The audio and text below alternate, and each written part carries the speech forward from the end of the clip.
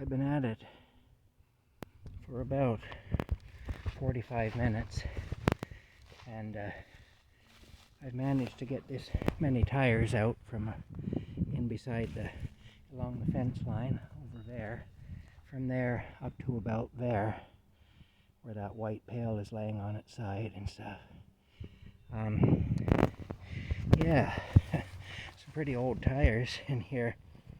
This property, back when all this stuff was dumped,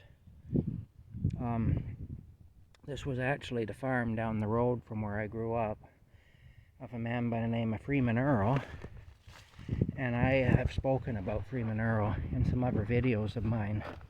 He was the guy that I was afraid my dad was going to beat up one time. But my dad didn't, to his credit.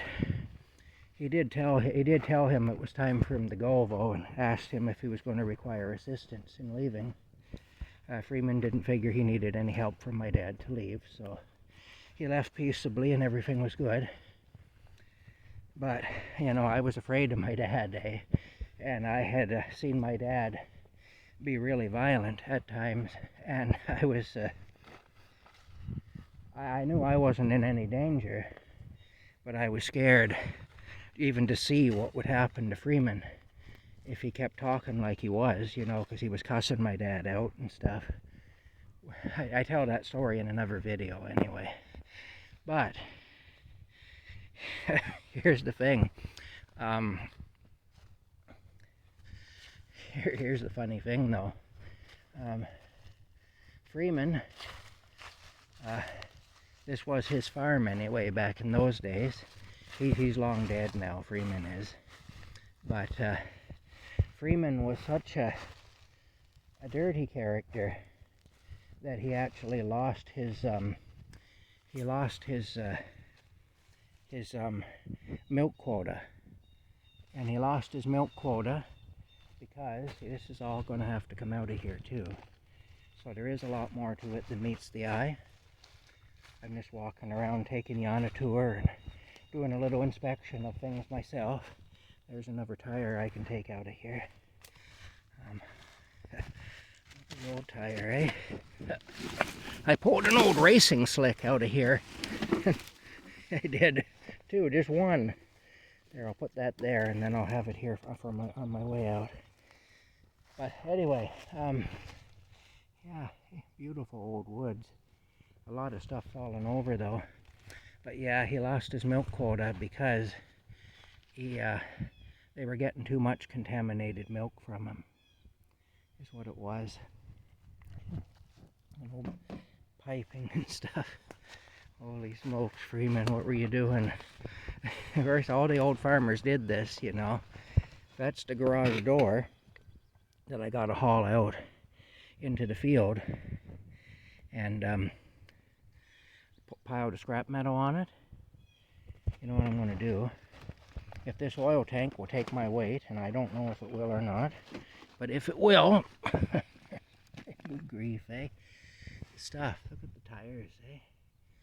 Alright, if this oil tank will take my weight, if I won't go through it, I think it will, you know, I think it will. I don't want to fall through it though, because falling through an oil tank would be a really unpleasant experience. And I'm wondering now if I might be able to get a hold of this thing and just flip it up.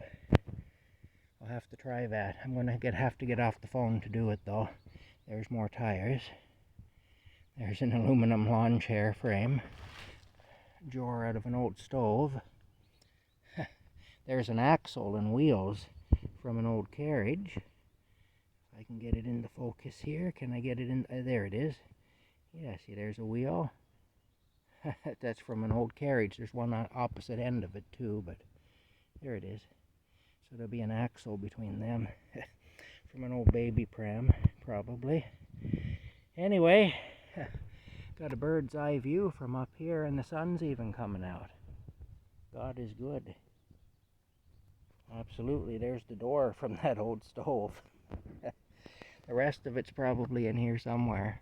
There's an old 45-gallon drum. I see a bunch more stuff right over there beyond those trees.